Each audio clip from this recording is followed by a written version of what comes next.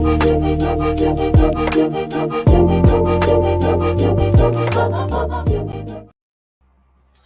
morning. Morning. How you doing?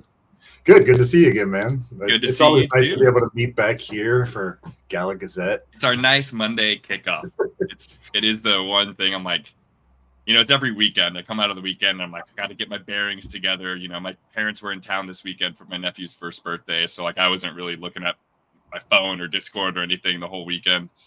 And so I always come back to Mondays. I'm like, crap, okay, it's time to get game my head face down, get everything. What's going on? And so I'm like, this is a perfect intro to me figuring out what's going on for the week. Yeah, the timing of it does seem to be right. To kind of get off on the right foot, kind of thing. It definitely helps crystallize my thoughts trying to get the show notes together. For sure. Wow, this is what we saw all last week. You're in the middle of it and you're trying to react to it, but then to be able to put together a synopsis, just and then make it available to other people. That's why we do this live and we put it on YouTube so that you guys can benefit from all of our digging. So wanted to start with stuff that has nothing to do with games really, because we've got the Razor trailer up on YouTube right now from Gala Film, and David Bianchi's series is getting some serious hits. Like they were over 560,000 views the last time I checked. That's 2 days, so that's a significant amount of exposure. It's about 600,000 right now. Yeah, so growing. I think there's a lot of people that, everyone likes to watch something, and this seems to be a topic that it's kind of new and fresh. The cyberpunk in real life kind of thing. 100%. There's been so much that genre. I mean, especially as like metaverse stuff has continued evolving. Like you had like the cyberpunk game that came out and stuff. Like it's just getting more and more. Like the Ready Player One, the Blade Runner-esque. Like it's cool. Yeah, I'm really excited to see it. I'm probably not going to let my kids watch it. My understanding is a bit dark, and maybe, what was he saying? Something like a soft R for this season, and then kind of growing into a hard R later, because they want to be able to kind of, I don't know, whatever, make it real. As if it needs to be. Speaking of it. Yeah, there it is. Yeah, let's watch it. Time. 06:25. Been up all night reworking the comms to sustain neural connectivity.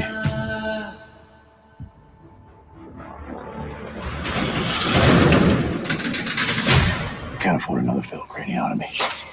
Grim! Application terminated. If I fail again, the results could be dire. Grim, hold on! You need to get over here right now. He just had another seizure. How many holes are you gonna drill in your head before the only monument they put your name on is a tombstone? I have to do this, and I need your help. What I've created is the next evolution of mankind. A colossal leap in brain-computer interfacing. It will reshape humanity. It will change everything. This kind of tech that certain people would kill for if they could access it. You and Zelsi are the only ones I trust. I know how important this is to you. I'm just saying, at what cost? Financial systems, social structures, hunger. We can bring tyrants to their knees. Hackers are connected. We control 80% of the nodes on the grid because of loyalty and discipline. Well, lucky for you, the devil wants a partner. Tell me about Marcus Grimm, also known as Razor. That's a death warrant. You want me to wait for everybody to die or just you? Bribe him or beat him, all gloves off. Marcus Grimm is officially an enemy of the state. Smoke him out. They're coming after us, all of us. Is there gonna be a later? Hola, chico. You think you can burn me?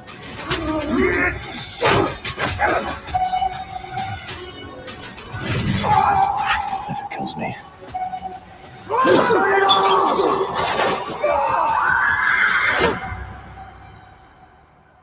Maybe it was worth it. There you have it. April 14th. Yeah, that's coming up. That's So Masters Sunday, interesting marketing tactic, but maybe the crossover between people liking the show and who's watching the Masters isn't the same. Yeah, I'm sure everyone's thinking about golf, talking about raising. I will be. No, if you saw me smiling frequently throughout that, I was loving my wife and not talking during the movie. I really had, like, I'm one of those guys that always has something to say, but we let it ride. Maybe next time I'll give some commentary because that's what I like to do. Yeah, no, I mean it's cool to see. I mean, yeah, this has been like the keynote, I feel like, of Gala Film this entire time, and so the fact that this is actually coming to fruition here this week, like, and we're gonna start seeing something. I mean, that's super cool. It's gonna be really interesting. I'm really excited to see how they actually, wrap it into the Gala ecosystem. Like, first and foremost, like we always talk about on the game side, like, you have to make the game good for people to want it, regardless if it's going to work. If the game's not fun, people aren't going to play it. If the show's not good, people aren't going to watch it, and it's not going to be, so I'm glad that I haven't really heard too much about all the inner workings of, how are they going to work it into film nodes and stuff. It's like, get it out there, make it good, and then try to, I mean, I don't know. I can't necessarily fault them for that. Yeah, they have a plan. I mean, at least something sketched out because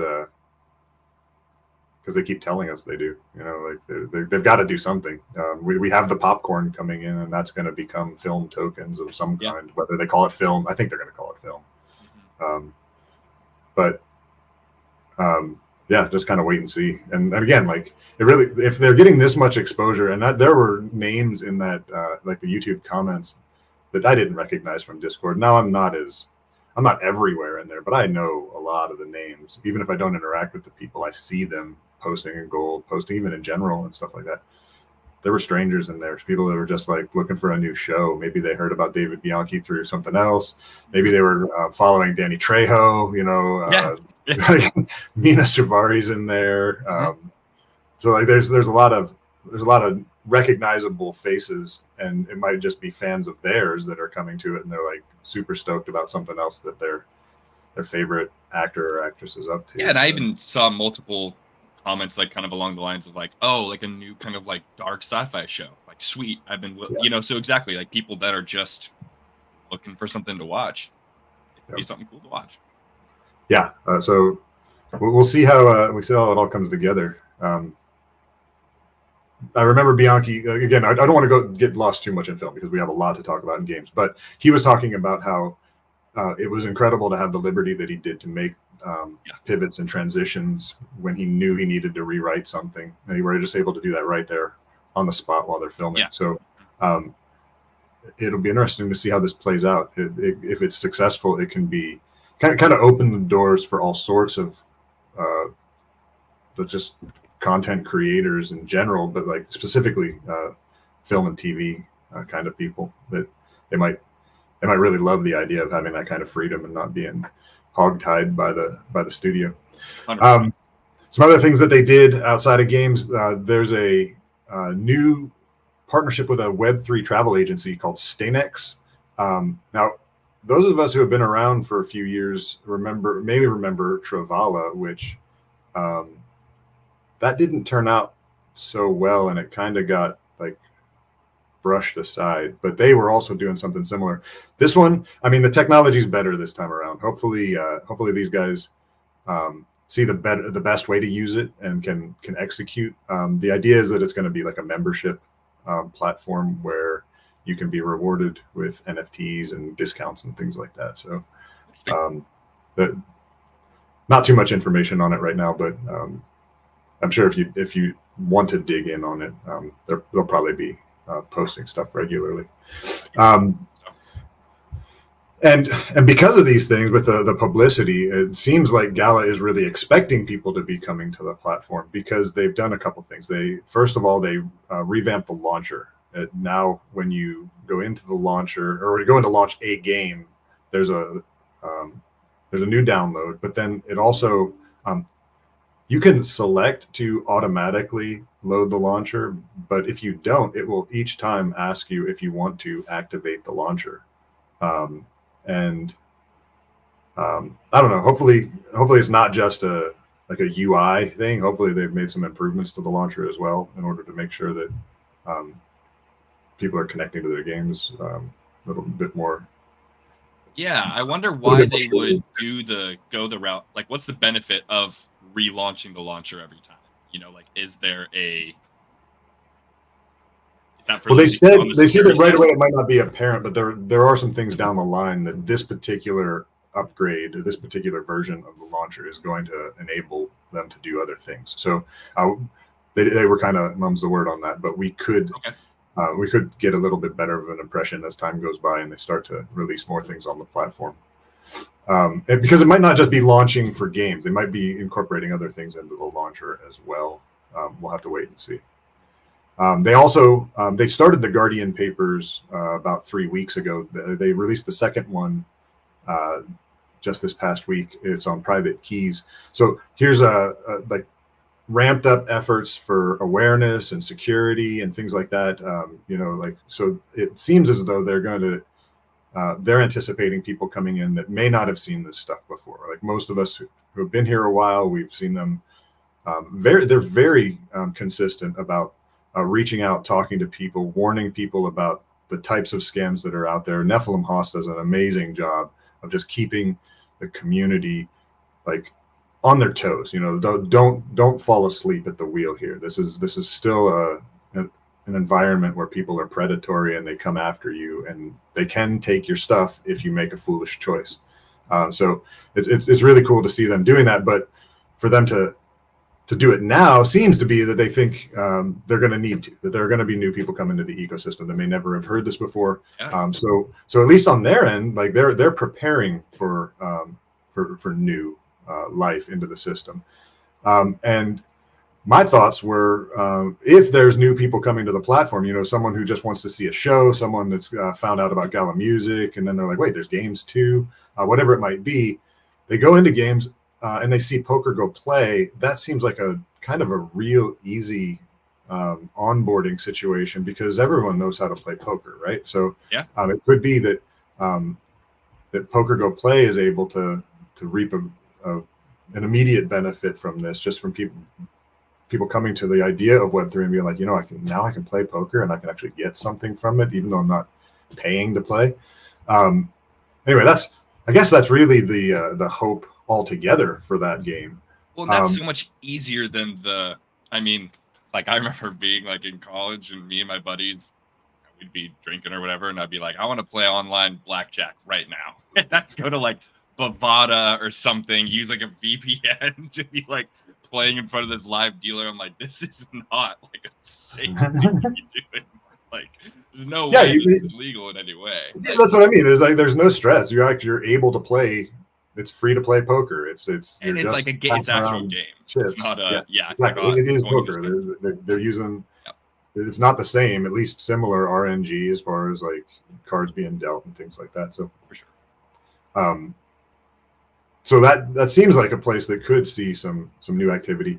But what was interesting is that they did a gala stage. They started on the Poker Go Play stage, and they were like, wait, this is too big of an announcement. They shifted it to the Gala Discord stage, and they had LOLOs on, who's he's big in the NFT space. He is a part of a company called Ethless, and they've been developing something. It's a game called Battle Showdown Gambit. Now, the game is going to be like a mobile shooter, kind of a cartoony mobile shooter. But what they're doing with the game is kind of interesting. For me personally, I love the idea. I don't want to get too shilly with it. I just want to like talk about it. Mm-hmm. Right now, they're just doing a season 1 thing where you can. It's a lot about social things where you're referring, you're following, things like that, and you're amassing points in order to be able to be a part of their airdrops that are going to be coming up. You can also do some things on the NFT side, or even the token side. You can purchase their tokens in order to get more points towards that. Mm-hmm. You can, but the idea is that the more of these points that you generate in your account, the the greater eligibility you have for airdrops in the future. But the airdrops are just kind of the first step. That's just a way to distribute tokens. That's a way to kind of, again, they're engaging the social aspects. So just like Gleam giveaways and things like that, it's about building an army of people that want to be a part of their system. I think the real interesting thing behind what they're doing is that they're going to be selling these things called bits for players. Now, a player who is successful, if you own bits for that player, you're going to be able to reap a reward based on their winning. Like if they're playing the game and they're being successful in whatever capacity it might be. In this game, it would be like winning in the shooter. But they're not limiting it to their own game, and that's why they were on the Poker Go Play stage. Gala's going to be partnering with them, so you're essentially buying bits for the people that are really good at poker in Poker Go Play. And as they succeed at the tables, you're going to be able to gain. Now, it's probably going to be points within the Battle Showdown Gambit thing, but the point is that you can buy bits with the Gala chips that you'll be earning, so that you'll be allowed to take those Gala chips into this Battle Showdown Gambit system. You'll be able to purchase bits for players that are playing Poker Go Play, and then that will allow you to earn more points. And the points yield, their token is L's, but it's just the concept is kind of revolutionary to me, because what you're doing all of a sudden is you're gamifying gaming again, and so you get a chance to pick your favorites. You get a chance to kind of what is it with the little token game that's been going on with the collective and Forged in Crypto. You pick your stocks, you pick your whatever. Like the little pick'em competition. The pick'em, yeah, that's what I'm talking about. Wow, that was forever for it to come out of me. So it's like a pick'em competition, except it's live, and it and you're watching these people. You're kind of backing your horses, but it's not like it's more like a staking protocol than it is like a wagering kind of thing. Because that makes sense. I don't know if it is actual staking. I think it's a purchase of bits. I don't think it's a staking in order to have bits. So it's a little bit different than the music platform. But again, it's very similar there. You can effectively stake your music tokens with certain artists in order to get access to different things, so at different levels of access. Maybe you can get early access to their drops. Maybe you can be in their inner circle where you get new information from them first, kind of stuff. So that's what's going on in music. This is kind of similar in the way that you're taking those tokens and you're holding them against someone. You're in some way staking or even maybe you could say you're purchasing a piece of their gaming enterprise. And you're getting rewarded as a result of that. Now they're also receiving rewards. If people are buying a lot of bits from them, they get something out of that too. Yeah, so it's Twitch kind of. When you think about you look at a streaming thing like Twitch, it's the Web3 version of it, right? You think about why people want Web3 games. Well, you can actually own a piece of it and earn from it rather than just playing it. Well, in Twitch, you watch a streamer. If you like that streamer, you buy bits and send them money, basically. You just tip them. You don't get anything back from that, except maybe they shout you out and be like, "Oh, thanks for the bits," or you're going to leave a comment or something. But you are just putting money in their pocket. So if this is I'm not just putting I want to support you, but I want to support you because I think you're going to be the best player in this, and I want to kind of be along for that ride.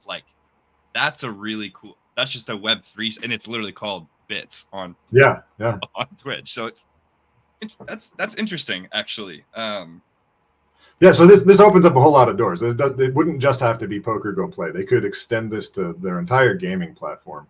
There's lots of different ways. Some of the games are a little bit more obtuse as far as how you track individual measurements, especially on a day-to-day thing. But something like a game like Legends Reborn, which is that's a set card game. if we see some resuscitation with spider tanks, that would be an obvious one. You know, like spider tanks was made for esports. There's a lot of other games that would be like short match type things. Like Last Expedition, maybe you can like put your absolutely team, Last Expedition. like rather than just like there's like a group, you know, it's like the collective team, you know, it's Timbo, Deadly, you know, you and I, right? No, it's not me. It's definitely not me. For hypothetics. Okay, hypothetically, like, they can, you know. Let's go into the fantasy world. Let's spend some time with leprechauns. Yeah. No, just to be clear, I am way out of practice with shooters. Anyway, so that's really cool in my mind.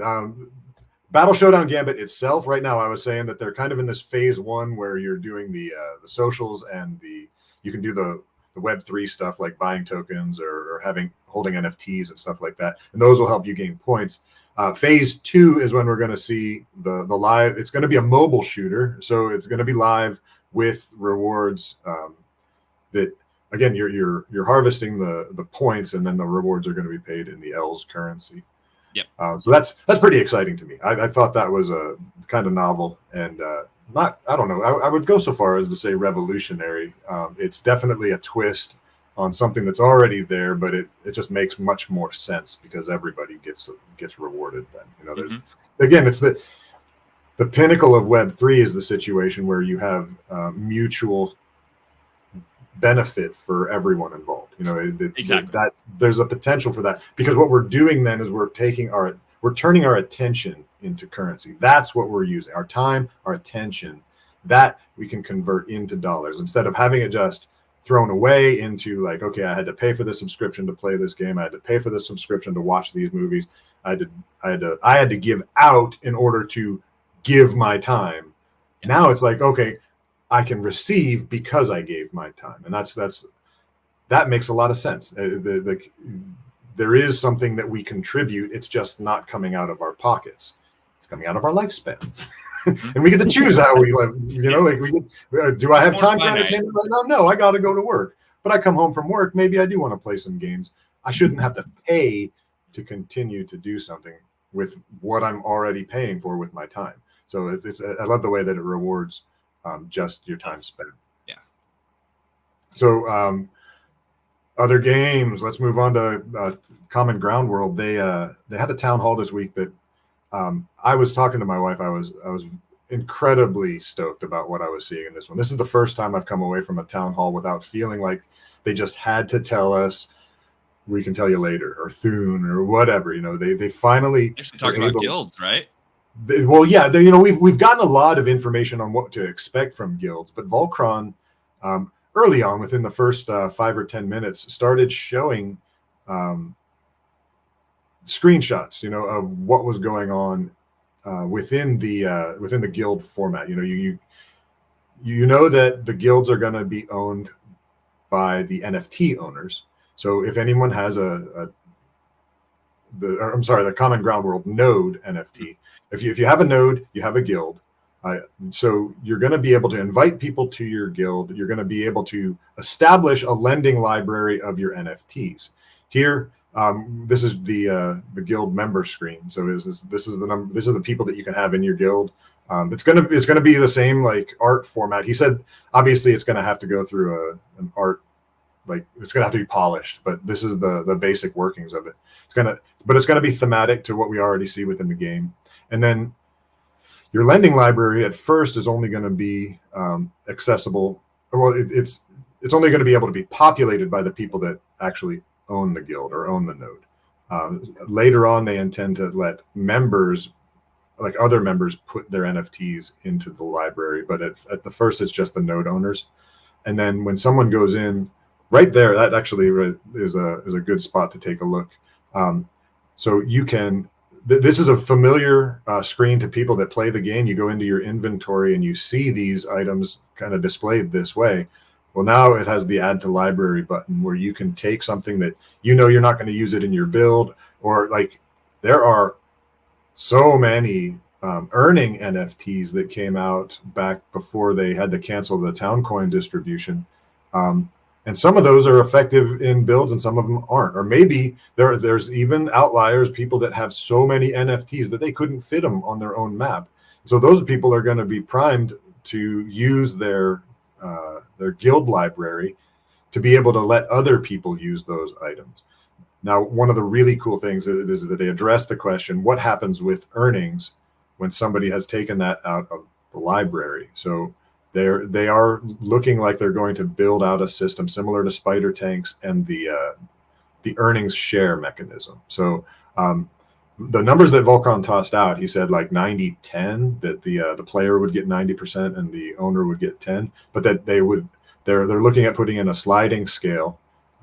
We know that with spider tanks, I think it's a 0 to 50%, so the owner can take or maybe I just always have it at 50 because it's simple. I think it's capped at 50 though. Okay.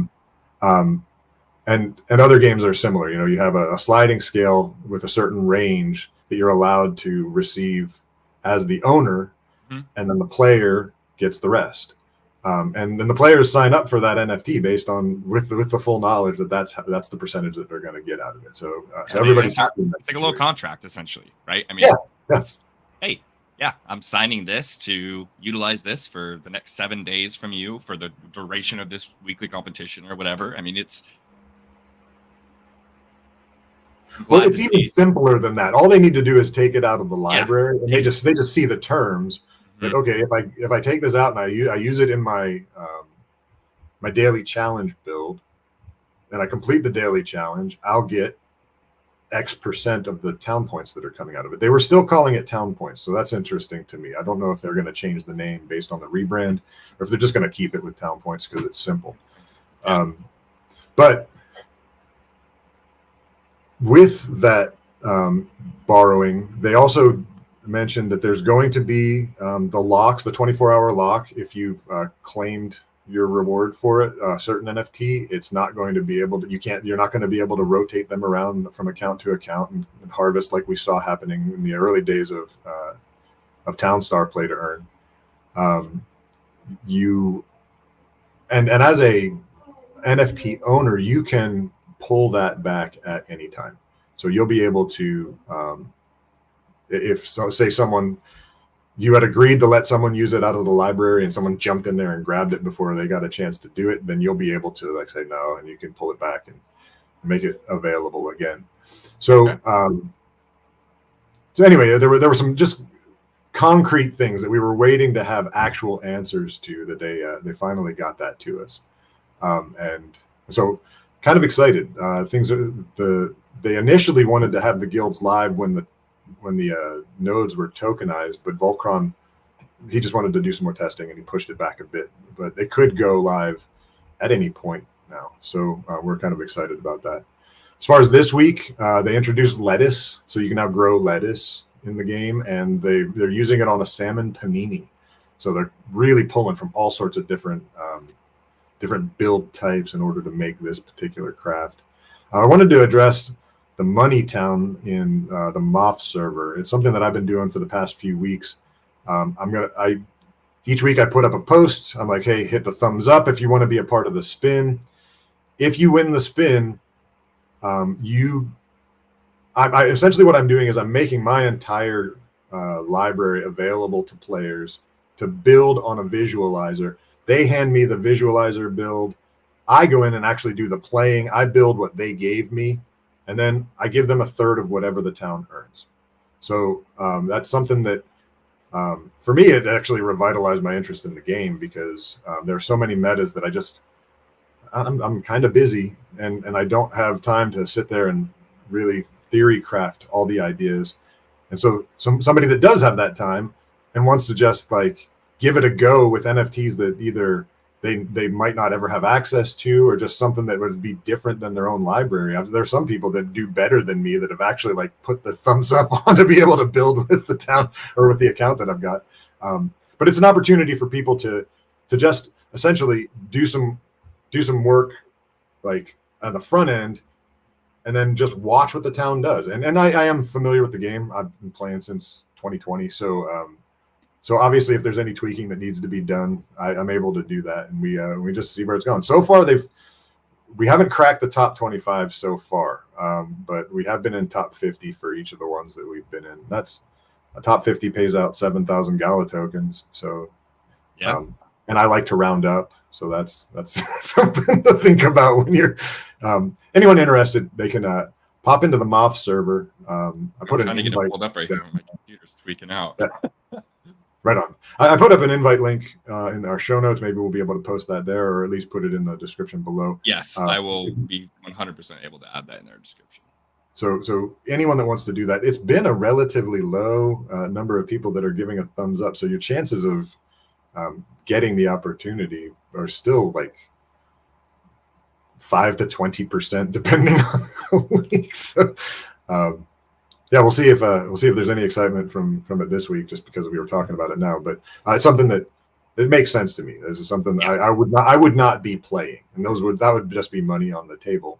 And so we're calling it the Money Town. And if you get a chance to build it because of the wheel spin, you get a chance to earn whatever it is that your town would pump out based on their placement in the rankings.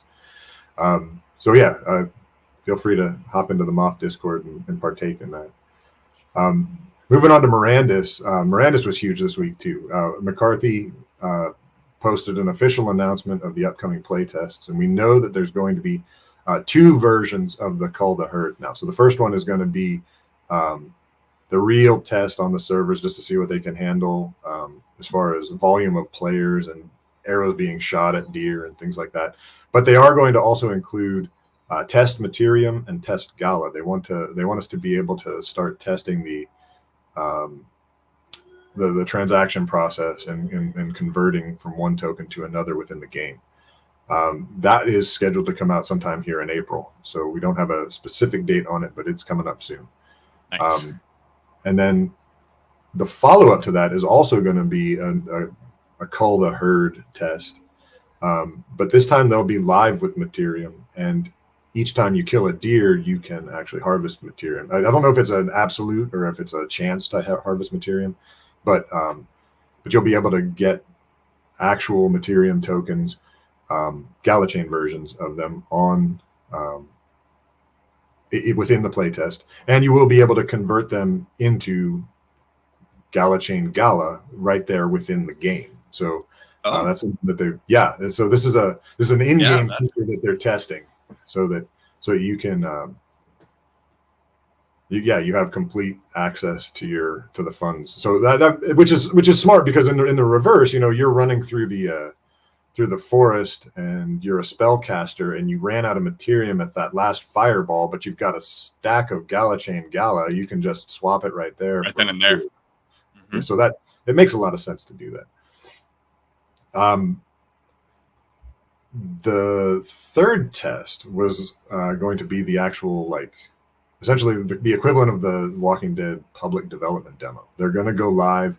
Their intent is to have 3 to 4 zones and a dungeon, and this by Q3, sometime within Q3. So Miranda is essentially going live soon, like pretty soon. Now it's not going to be the whole package. They're going to be adding things to it.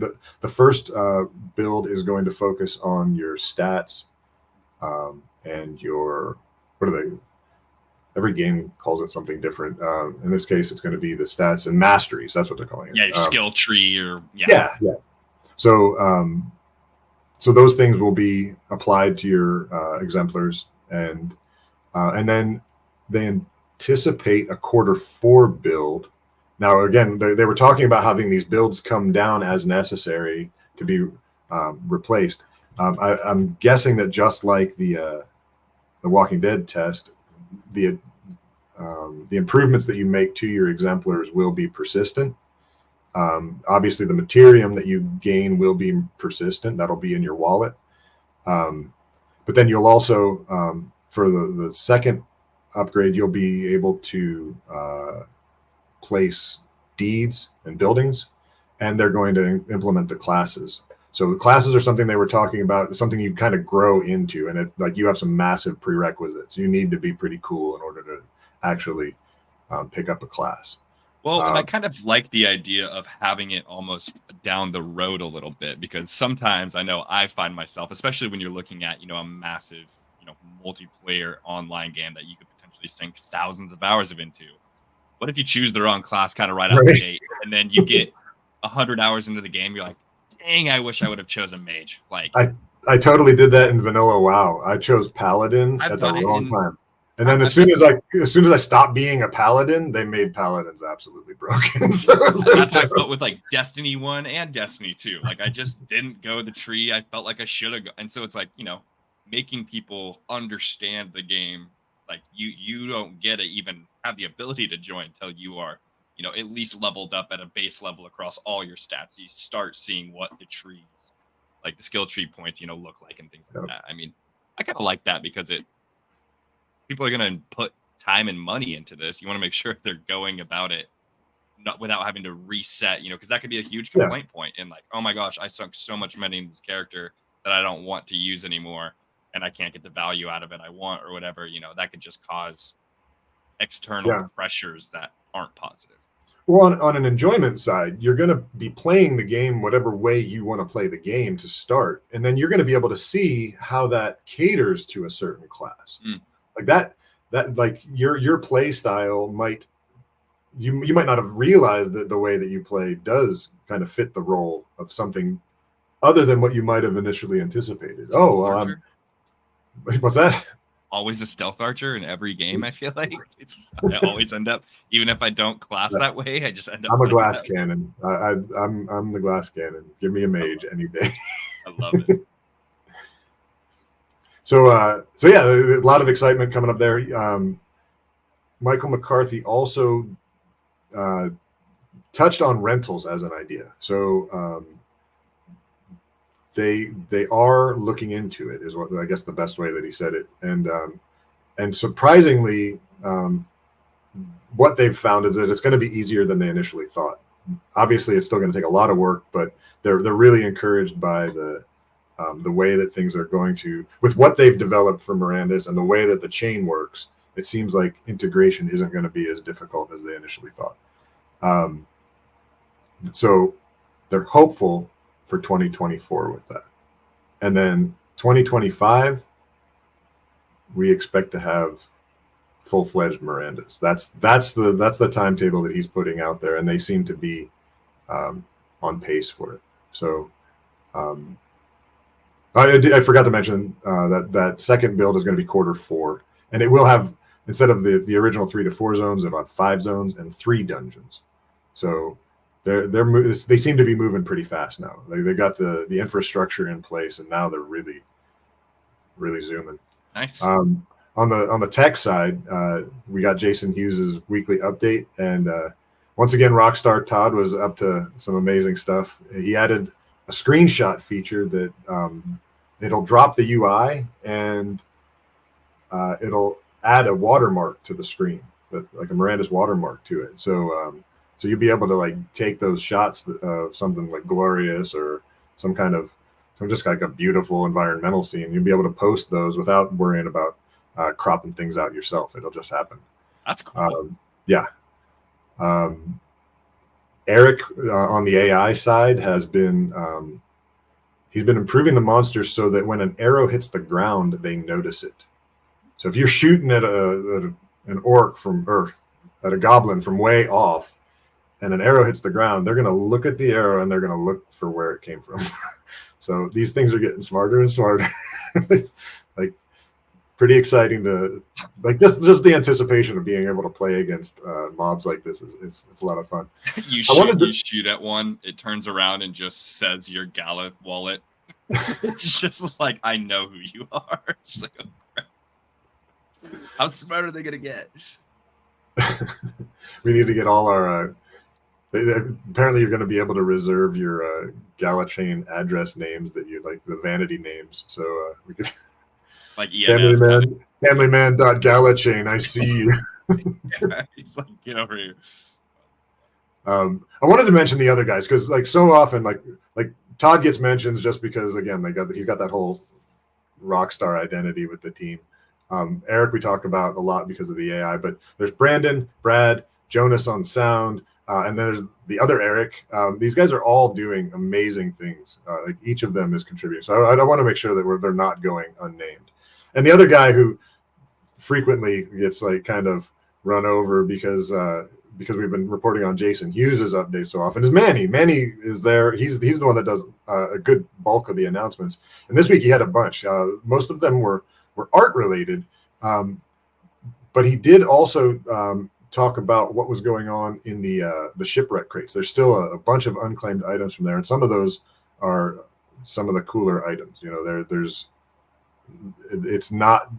I think a lot of the fever went out of it when Virtual pulled the Town of the Duke. I know, but there's still some other great stuff in there. So if you have them, you might as well open them. You know, spin the wheel. You have a chance of getting some great stuff. Well, you'd want to spin it sooner rather than later in case some of those cool things get there's all sorts of theories on that. Or are they actually already baked in? Like, it doesn't matter, you know? Like, yeah.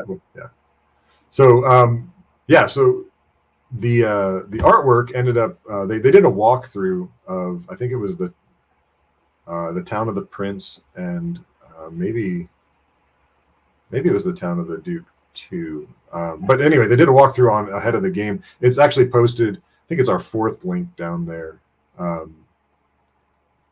But they also put that on ahead of the game this week. Ahead of the game, episode 45 started with Anita. She did a run through about the ecosystem and kind of started feeding us from the announcements, letting us know what was going on within the games. Last expedition, they didn't have any major announcements this week, but they've been regularly putting out kind of dev updates that feature certain art or other parts of the game. This week, Anita played the Alice shoulder rocket for us, and that she's a big fan. She says she plays Alice every time that she goes into the game. So I guess the game obviously not ready for too much more news. Gameplay is still they're still in the doing the leaderboard where you can earn the different components. Eventually you'll be able to craft in-game items, weapons, things like that with those components. But largely not too much news as far as anything new, any kind of like advertising campaigns for it. I personally have been telling people about it because a shooter, particularly with the quality of this one, it could be big, you know, and it definitely could be fun, you know, but you definitely need players in there too. And so that's one of the, I think that's one of the hazards of this kind of deployment, that we have a community that is behind a lot of these things, but there's only so many people in the community, and you can't be playing the game round the clock. So and part of it is I mean, especially when I look at past year of gaming, like in terms of looking outside of Web3 gaming and just gaming as a whole, like the biggest games I've come across, like Lethal Company and now Helldivers 2, it was the virality, like the ability of it to be funny, clippable. You know, it was blowing up on TikTok and Twitter, so everyone was rushing to go get it, and it was easy for them to get it and get into the game and have fun.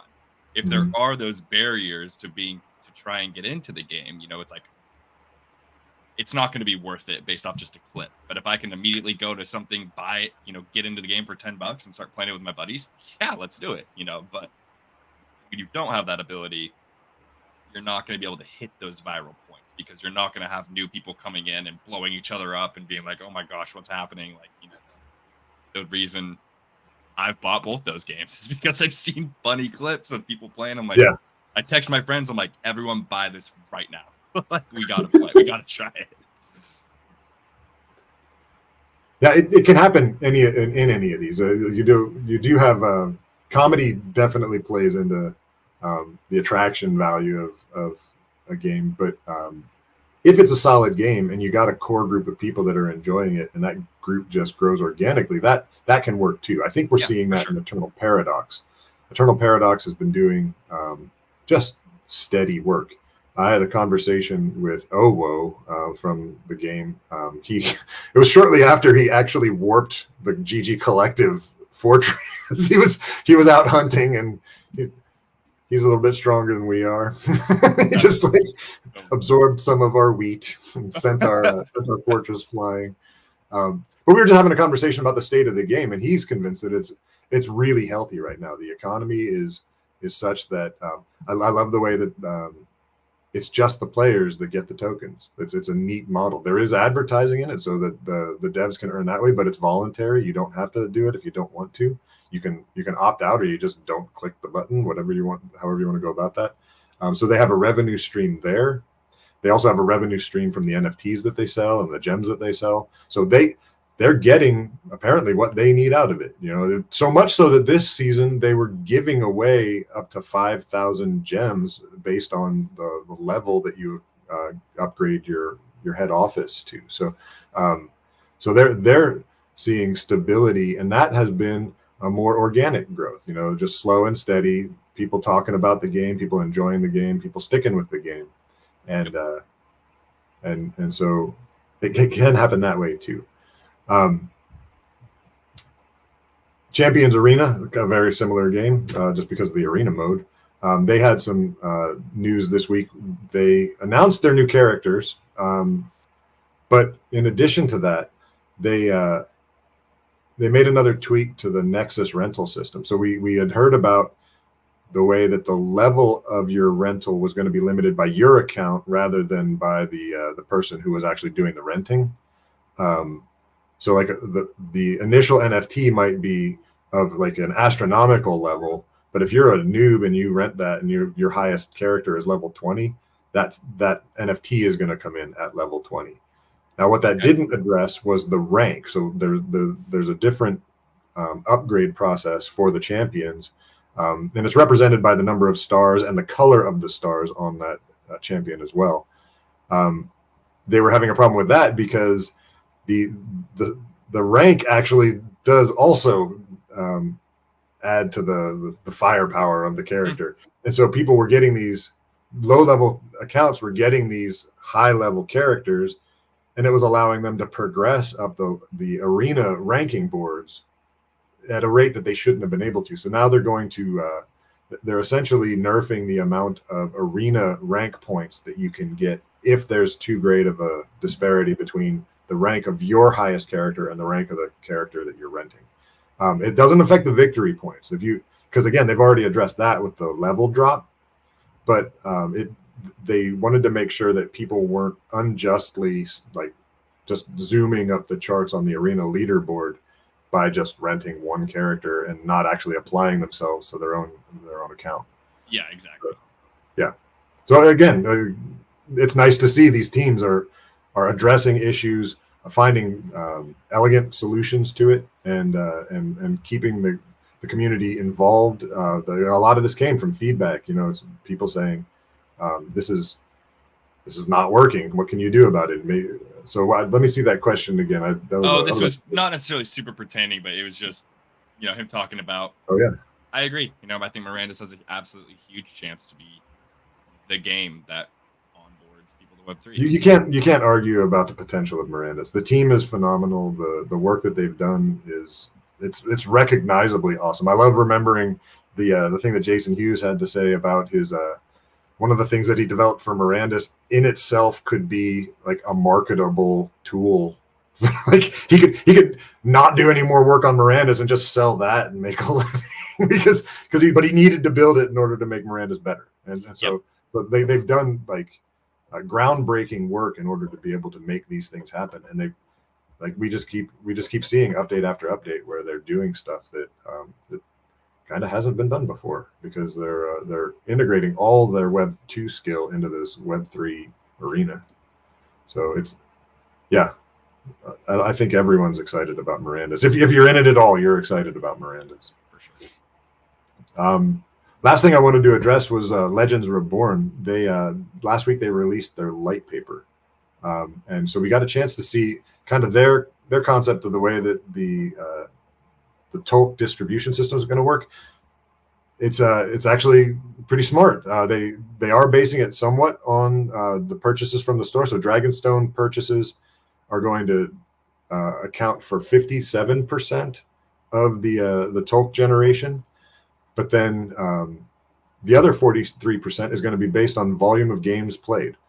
So and that will take into account how long those games last. So if people are just like starting a game and bailing on it in order to like feed the Tolk generation, that's not gonna help the algorithm, I guess. So get in, play your games, but if as more people start playing, there's going to be more tokens generated. That's a pretty smart model. We see that in Eternal Paradox as well, because of the way that they use stamina usage as a way to measure how much of the E time is generated daily. They've said that the primary sink for the token is going to be the actual creatures, not the cards. Those are purchasable usually in the store with Dragonstones, but that the creatures themselves are going to be sold gacha style, largely, and there's going to be rarities from common to ancient of each of these creatures. We talked about that before, how the higher the rarity, the more options you have in regards to the cards that you place with that character. And then they also said that there might be some promotions where you can just outright purchase something. Like it.